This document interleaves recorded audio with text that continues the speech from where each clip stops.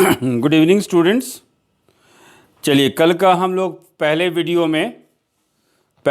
में हम लोग 1 से 25 क्वेश्चन देखे थे और आशा है कि हमारे स्टूडेंट्स उसमें से कम 22 से 23 क्वेश्चन बना लेंगे। अब हम लोग सेट डी का ही क्वेश्चन नंबर 26 से 50, तो 125 हम लोग डिस्कस कर लिए थे कौन कौन सा सही आंसर है, और हमको पूर्ण रूप से आशा है कि आप लोग 22 से 23 क्वेश्चन करेक्ट हो गया होगा उसमें। अब चलते हैं सेट डी क्वेश्चन नंबर 26 से 50। क्वेश्चन नंबर 26 से 50। अब देखिए, क्वेश्चन नंबर 26 ये पूछ रहा है, in which one of the following pairs of administrative divisions. अब इसमें जो है ये है आपका एडमिनिस्ट्रेटिव डिविजन्स, यानी ये एडमिनिस्ट्रेटिव डिवीजन है, कहने प्रशासनिक रूप से जैसे बिहार को कमिश्नरी में, जिला में डिवाइड किया जाता है, तो एक कमिश्नरी तरह का रूप आपको इस क्वेश्चन में दे दिया गया है। Administrative divisions of Bihar, Ganga river does not flow. कहने का मतलब है कि इसको हिंदी में पढ़ लेते हैं, बिहार के निम्न प्रशासनिक विभागीय जोड़ों में से किस जोड़े से गंगा नदी नहीं बहती है। कहने का मतलब ये है कि जैसे दरभंगा से मुंगेर, तो दरभंगा और मुंगेर, तो इसके बीच कहाँ पे गंगा नदी नहीं बहती है, यही है ये क्वेश्चन। अब इसको आप यदि देखेंगे तो दो चीज आपके सामने आता है कि इसका सही आंसर है कोसी मगध। कोसी जो है आपके गंगा नदी पे स्थित नहीं है, और मगध में गंगा नदी जो है उस बेल्ट में हम लोग देखते नहीं है गंगा नदी को। कैसे ये हम लोग इस कंक्लूजन में पहुंचे हैं, चलिए उसको हम लोग देखते हैं। तो दरभंगा जो है ये आपके बागमती नदी पे है। दरभंगा जो है ये आपके बागमती नदी पे है, ये बागमती नदी पे है। मुंगेर जो है, मुंगेर इसके दक्षिण किनारे पे गंगा नदी स्थित है, तो यहाँ पे गंगा है, तो इसका मतलब यहाँ पे गंगा है, तो ये आपका आंसर नहीं हो सकता। अब चलिए पूर्णिया, पूर्णिया भागलपुर, तो पूर्णिया में तो गंगा नदी नहीं है, लेकिन भागलपुर तो गंगा नदी पे स्थित है, तो ये भी हो गया। अब चलते हैं तिरहुत और सारण। सारण खुद जो है गंगा नदी पे है। तिरहुत में आपका हाजीपुर आता है, तो ये भी गंगा नदी पे है, तो ये तीनों आपका गलत हो जाता है।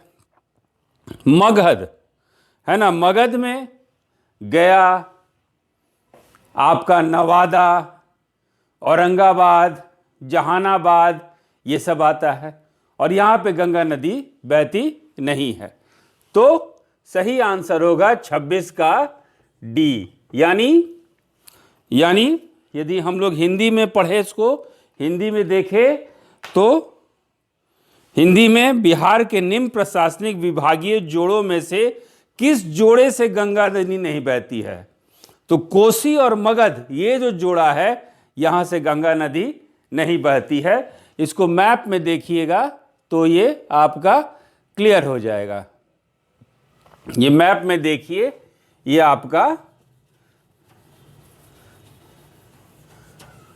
है ना, ये जो क्षेत्र है आपका, ये गया क्षेत्र है, ये औरंगाबाद क्षेत्र है ना, और ये जहानाबाद क्षेत्र है। यहाँ पे गंगा नदी नहीं बहती है। गंगा नदी तो देखिए ऐसे जा रही है, ले कोसी, यहाँ पे गंगा नदी नहीं बह रही है। इस जोड़े के बीच में जो है, इस जोड़े में गंगा नदी नहीं बह रही है, और इस जोड़ी में गंगा नदी नहीं है। तो सही आंसर है 26 का डी।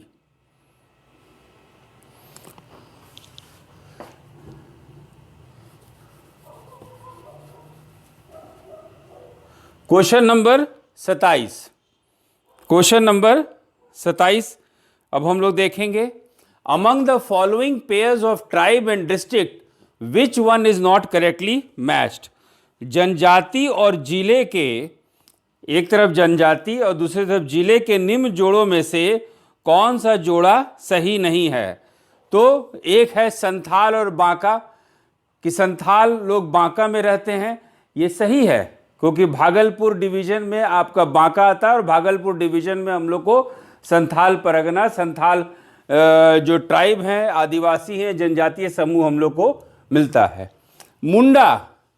मुंडा के साथ जमुई है, जमुई गलत है क्योंकि मुंडा जो बिहार में मिलते हैं या तो गंगा घाटी में मिलते हैं, तो मुंडा जो है जमुई, ये गलत है ना।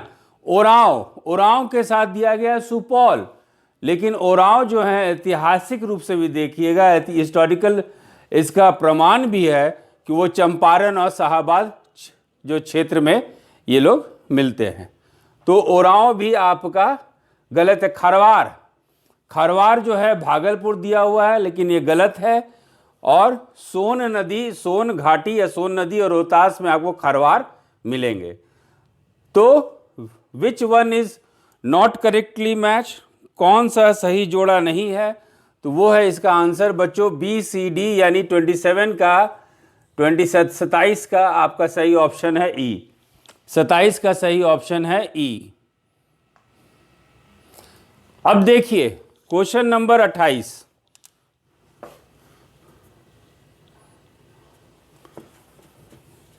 Question number 28, what is the percentage of all types of forest area to the total geographical area of Bihar state? है ना, बिहार राज्य के कुल भौगोलिक क्षेत्र की तुलना में समस्त वन क्षेत्र का क्या प्रतिशत है? ठीक है।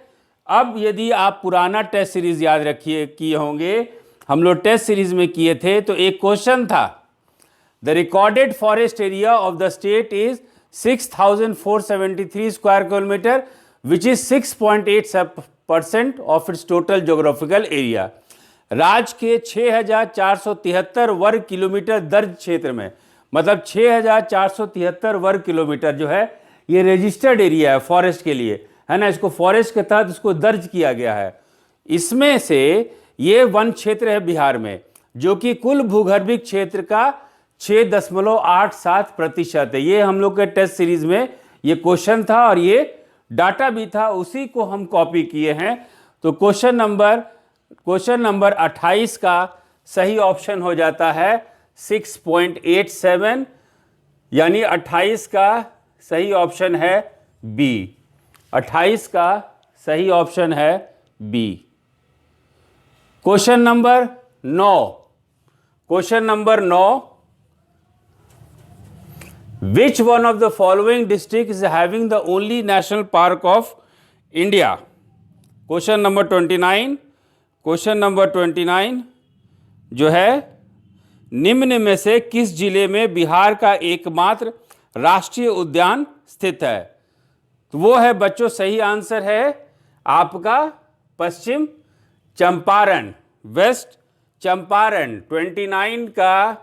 29 का है सी। आप यदि टेस्ट 68 देखेंगे और इसमें क्वेश्चन नंबर 14 है, उसका डिस्कशन सुनिएगा, तो आपको ये क्वेश्चन का आंसर आप आसानी से बना सकते हैं। Question number 30, the largest island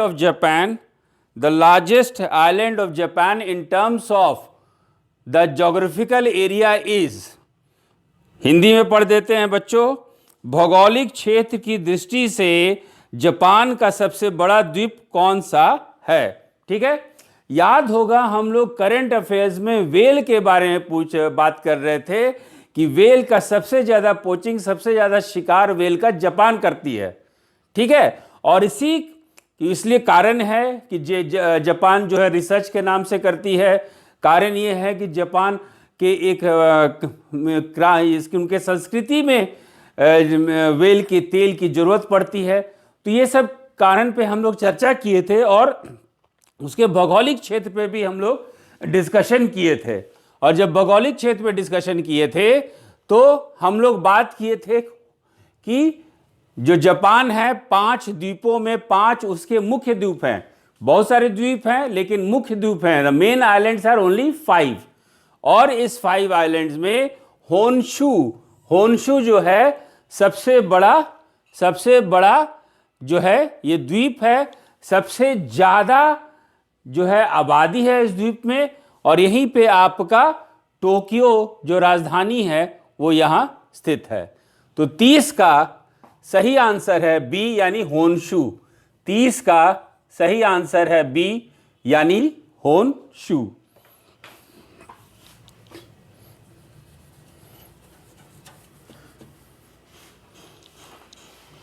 चलिए अब चलते हैं हम लोग question number 31। Greenland is a part of which one of the following countries. Greenland निम्न देशों में से किस देश का भाग है?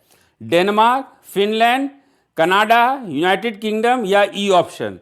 तो सही ऑप्शन है, सही आंसर है इसका बच्चों डेनमार्क। तो 31 का सही ऑप्शन है ए। याद रखिएगा कि डेनमार्क जो है एक स्वतंत्र एक क्षेत्र है, it is an autonomous territory, but ये डेनमार्क के शाही राज्य के अधीन आता है। It comes under the kingdom of Denmark. It is an autonomous territory but it comes with in the kingdom of Denmark. अब चलते हैं बच्चों question number 32। Which one of the following countries of the world has the largest Indian population as on December 2018? दिसंबर 2018 तक के अनुसार विश्व के निम्न देशों में से किस देश में सबसे अधिक भारतीय आबादी हैं? पहला ऑप्शन है संयुक्त अरब अमीरात, दूसरा है मलेशिया, तीसरा है यूनाइटेड किंगडम, चौथा है संयुक्त राज्य अमेरिका और फिर आपका ई ऑप्शन है। ठीक है, तो सबसे ज़्यादा जो एनआरआई है, सबसे ज़्यादा जो भारत के लोग हैं वो 4 मिलियन वो आपके नेपाल में हैं। नेपाल आपको ऑप्शन नहीं दिया हुआ है, ऑप्शन ये दिया हुआ है कि इन 4 देशों में से सबसे ज़्यादा कहाँ रहते हैं। तो सबसे ज़्यादा जो हैं भारतीय आपको नेपाल के बाद यूएसए में, संयुक्त राज्य अमेरिका में मिलेंगे। तो 32 का सही ऑप्शन है डी। 32 का सही ऑप्शन है डी।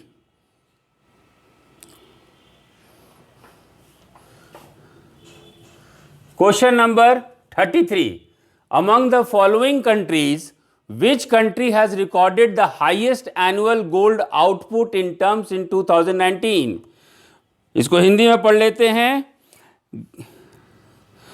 कि निम्न देशों में से किस देश में 2019 में सालाना सबसे अधिक सोने का उत्पादन टन में हुआ है? पहला है रूस, रशिया, ऑस्ट्रेलिया, चीन, China, United States of America और E option. World Gold Council के डाटा के अनुसार सबसे ज़्यादा जो सोना का उत्पादन हुआ है टन में वो चीन से हुआ है, चाइना से हुआ है, और इसका वर्ल्ड का कुल उत्पादन का 11% उत्पादन चाइना से ही हुआ है 2019 के डाटा के अनुसार। तो क्वेश्चन नंबर 33 का सही ऑप्शन है चीन यानी कि सी ऑप्शन।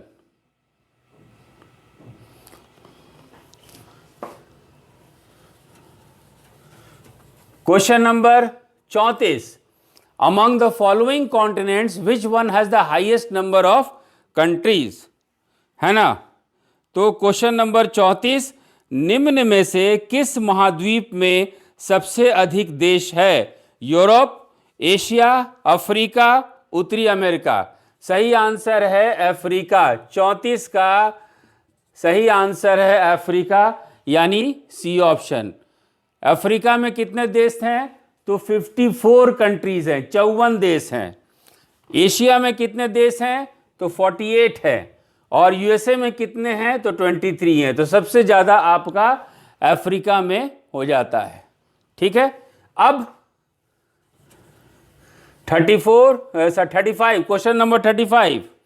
अब इसमें देखिए क्वेश्चन नंबर 35 2011 की जनगणना के अनुसार भारत के किस राज्य के आदिवासियों की आबादी का प्रतिशत उसकी कुल आबादी, मतलब कि उस राज्य में कितने आदिवासी हैं और कितने कुल जनसंख्या है, और इसके अनुपात या प्रतिशत उसकी कुल आबादी की तुलना में सबसे अधिक किसमें है। तो ये नॉर्थ ईस्टर्न स्टेट दिया हुआ, अरुणाचल प्रदेश, नागालैंड, मिजोरम और Meghalaya. The state of India with the highest percentage of tribal population to its total population is, इसका सही ऑप्शन है मिजोरम। 35 का सही ऑप्शन है मिजोरम। थोड़ा इसका फैक्ट्स देख लीजिए, फैक्ट चेक करते हैं, ठीक है। सबसे ज्यादा ट्राइबल पॉपुलेशन, सबसे ज्यादा आदिवासी प्रतिशत के रूप में वो आपके लक्षद्वीप में है, ठीक है। लेकिन लक्षद्वीप आपका ऑप्शन नहीं है। लक्षद्वीप के बाद आता है मिजोरम, मिजोरम के बाद आता है नागालैंड, नागालैंड के बाद आता है मेघालय, मेघालय के बाद आता है अरुणाचल प्रदेश। तो सही ऑप्शन है, सही आंसर है आपका मिजोरम, यानी 35 का सी, यानी मिजोरम। विच one of the following coffee growing area is not in Karnataka. तो ये पुलने जो है ये तमिलनाडु में है, तो पुलने आपका तमिलनाडु में है। तो 36 का जो है ये आपका डी है। निम्न कॉफी उत्पादक क्षेत्रों में से कौन सा क्षेत्र कर्नाटक में नहीं है। चिकमगलूर, कुर्ग, बाबा बुदनगिर, बुलनेज। देखिए चिकमगलूर जो पहाड़ है उसी पे बाबा बुदनगिरी स्थित है, तो ये भी कर्नाटक में है, कुर्ग भी आपका कर्नाटक में है, पुलनेज जो है ये आपका तमिलनाडु में है। तो 36 का सही ऑप्शन है आपका डी।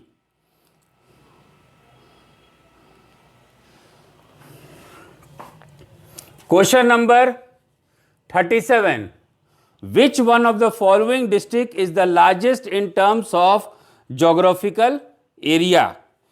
क्वेश्चन नंबर 37, भौगोलिक दृष्टि से भारत के निम्न जिलों में से कौन सा जिला सबसे बड़ा है। लेह, कच्छ, जैसलमेर, बाड़मेर या ई ऑप्शन।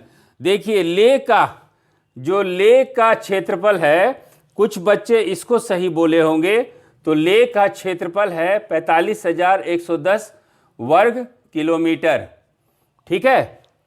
यह है लेह का क्षेत्र। आपका जो कच्छ है उसका है 45,652 652 स्क्वायर किलोमीटर। तो सही आंसर है कच्छ। पूरे भारत का सबसे बड़ा डिस्ट्रिक्ट आपका कच्छ है, जो कि गुजरात में है। तो 37 का सही ऑप्शन है आपका बी। 37 का सही ऑप्शन है आपका बी।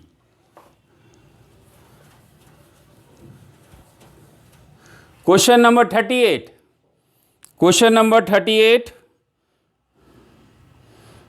भारत के किस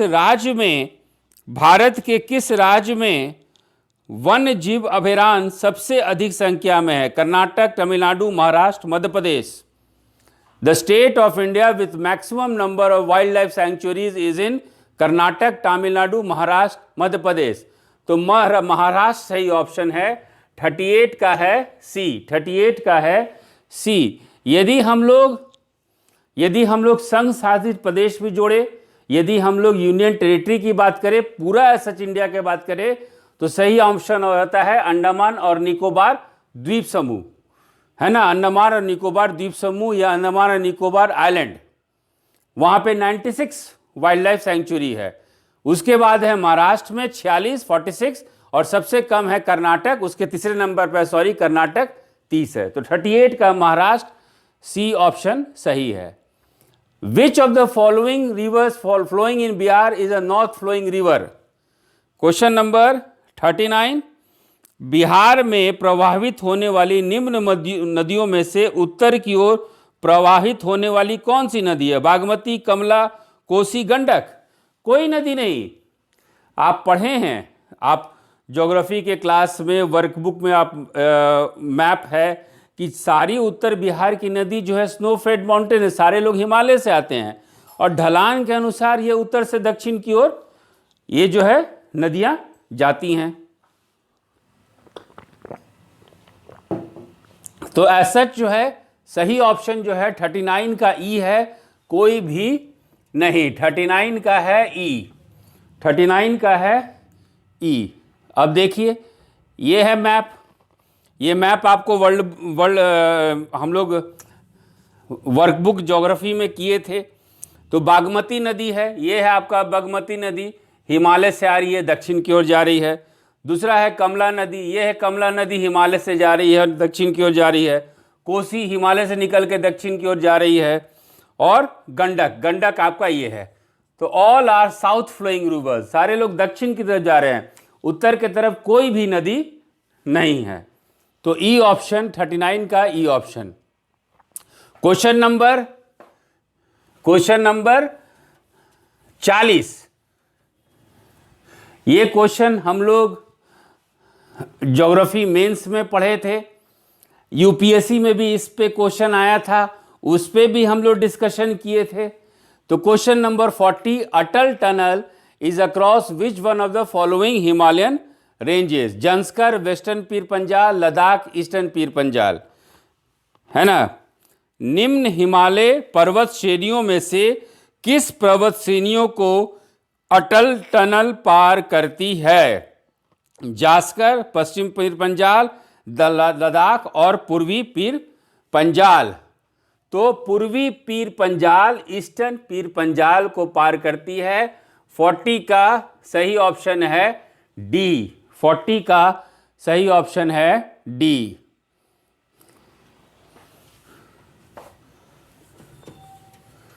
अब क्वेश्चन नंबर 41, क्वेश्चन नंबर 41 है, विधि का नियम या कानून का अधिराज्य का मतलब क्या है? सभी के लिए एक कानून और सभी के लिए एक न्यायतंत्र। सभी के लिए एक, ऑप्शन बी, सभी के लिए एक कानून और सभी के लिए एक राज्य। ऑप्शन सी, सभी के लिए एक राज्य और सभी के लिए एक न्यायतंत्र। ऑप्शन डी, एक के लिए सभी कानून और सभी के लिए एक, सभी के लिए एक के लिए सभी कानून और सभी के लिए एक न्यायतंत्र। विधि का नियम, सभी के लिए एक कानून, सही ऑप्शन है आपका A, one act for all and one judiciary for all. In fact one judiciary system, जो हिंदी में बहुत स्पष्ट कर दिया गया है।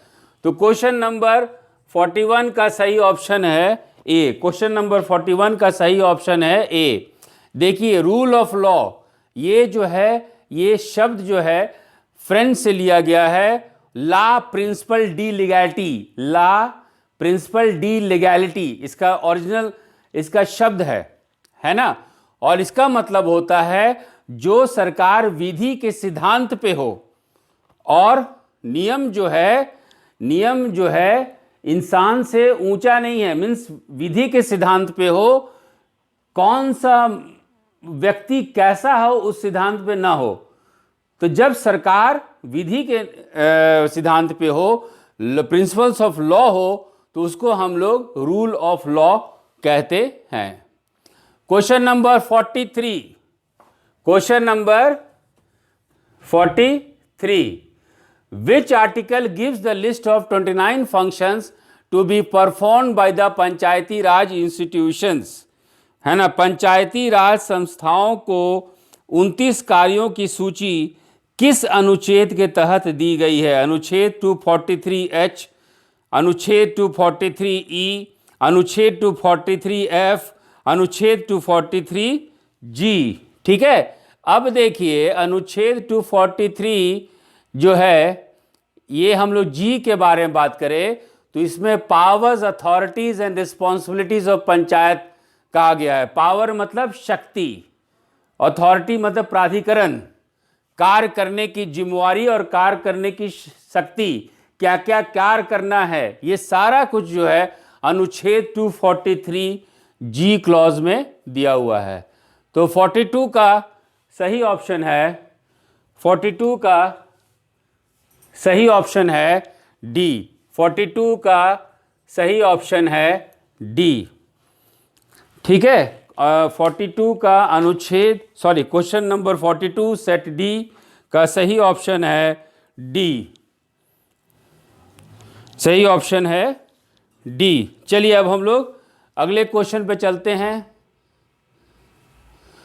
When was the citizenship amendment act passed. ठीक है, क्वेश्चन नंबर 43 ये है, नागरिकता संशोधन कानून कब पारित हुआ। मीन्स जो कानून बनने से पहले वो बिल रहता है, तो वो बिल जो है कब पास हुआ। तो नागरिकता संशोधन कानून जो है वो जो आपका पारित हुआ वो दिन है आपका 11 दिसंबर 2019। 11 दिसंबर 2019। तो सही ऑप्शन है 43 का बी। 43 का बी, 11 दिसंबर 2019। ये सब बहुत स्ट्रेट फॉरवर्ड क्वेश्चन है।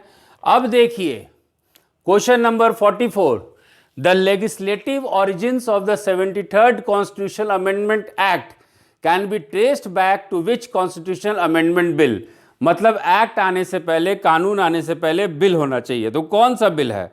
तो 73वां संविधान संशोधन कानून की वैधानिक शुरुआत किस संविधान संशोधन बिल से हुई? 61वां संविधान संशोधन बिल, 62वां यानी 62वां यानी 62nd संविधान संशोधन बिल, 63वां यानी 63rd संविधान संशोधन बिल, 64वां या 64 संविधान संशोधन बिल। इसका सही आंसर है इनमें से कोई नहीं, क्योंकि जो बिल है, जिस बिल के बारे में हम लोग बात कर रहे हैं बच्चों, वो बिल है संविधान संशोधन बिल जो है 72nd, 72वां है ना, वो बिल ही है संविधान संशोधन बिल 72 या 72वां संविधान संशोधन bill, 72nd constitutional amendment bill जब पारित हुआ तो बना 73rd कॉन्स्टिट्यूशनल अमेंडमेंट एक्ट यानी कानून। तो 44 का सही ऑप्शन है इनमें से कोई नहीं, और 44 का है सही आंसर ई। 44 का है सही आंसर ई।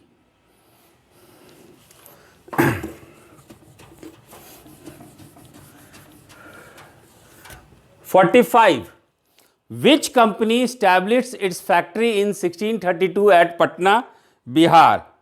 ठीक है बच्चों, वर्ष 1632 में बिहार के पटना शहर में कौन सी कंपनी ने अपनी फैक्ट्री स्थापित की? याद कीजिए बच्चों, जब हम लोग टेस्ट 60 या टेस्ट 55 के बाद हम लोग आपको कुछ टेस्ट हम लोग डिस्कशन करते थे, और कुछ टेस्ट जो है पहले, खास करके बिहार हिस्ट्री का जो हम लोग पहले डिस्कस कर चुके हैं, पढ़ चुके हैं टेस्ट सीरीज में, वो मेल कर दिया जाता था। और उसी में बिहार हिस्ट्री में ये आपका जब चार सेट एक साथ मेल किया जाता था, उसी समय बिहार हिस्ट्री में हम लोग मॉडर्न बिहार में देखे थे कौन कौन सी कंपनी किस में आई थी, और उसी सेट में से ये क्वेश्चन है कि which company establish is factory in 1632 at Patna, Bihar.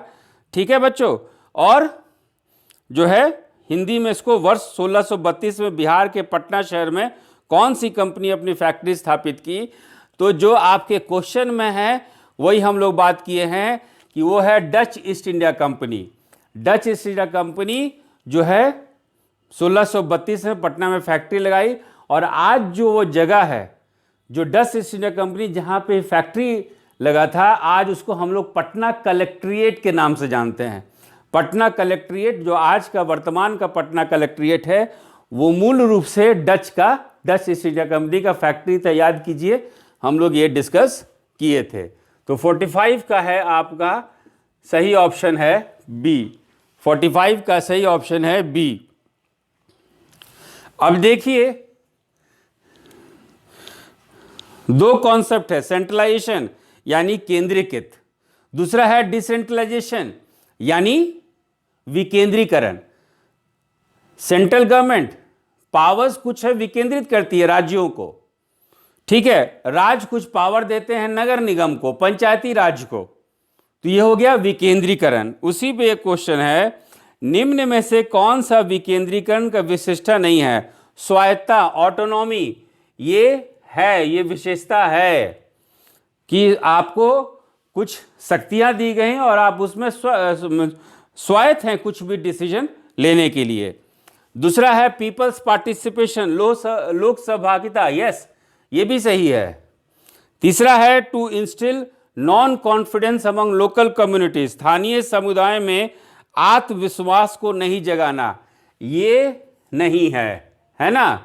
और चौथा है टू एम्पावर लोकल कम्युनिटीज, चौथा है स्थानीय समुदायों को सशक्त बनाना, ये भी है। तो 46 का सही ऑप्शन है सी, 46 का सही ऑप्शन है सी, 46 का सही ऑप्शन है सी।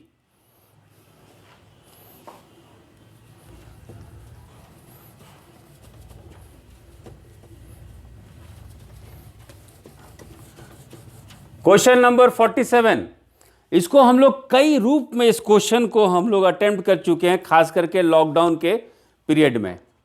Which act is not the landmark in the development of the constitution during the British rule. ठीक है, क्वेश्चन नंबर 47, ब्रिटिश शासन काल में संविधान के विकास में से कौन सा कानून ऐतिहासिक नहीं था, है ना। संविधान के विकास में, जो आज हम लोग संविधान देखते हैं उसके विकास में, आज जो संविधान जो है कहा जाता है कि भारत का संविधान बहुत सारे स्रोतों से लिया गया है और इसमें ब्रिटिश के जो हैं एक्ट भी इसमें शामिल हैं। तो उसी मेंटालिटी में, उसी परिप्रेक्ष्य में क्वेश्चन है कि ब्रिटिश शासन काल में संविधान के विकास में कौन सा कानून ऐतिहासिक नहीं है।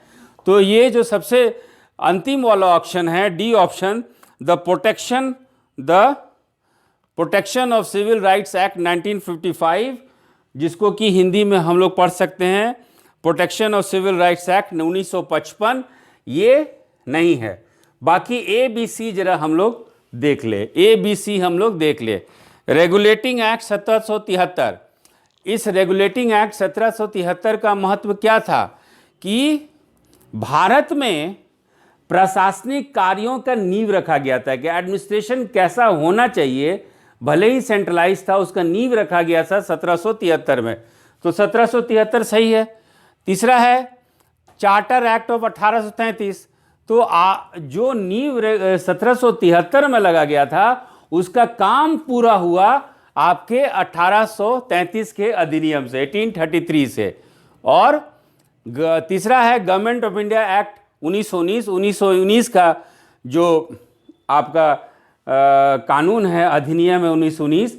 इसकी महत्व ये है कि आज हम लोग भारत में क्या देख रहे हैं, द्विसदन देख रहे हैं, बाई कैमरलिज्म देख रहे हैं। और ये बाई कैमरलिज्म जो है, द्विसदन, upper house, lower house, Lok Sabha, Rajya Sabha, इसका नींव जो है रखा गया था government of India act of 1919।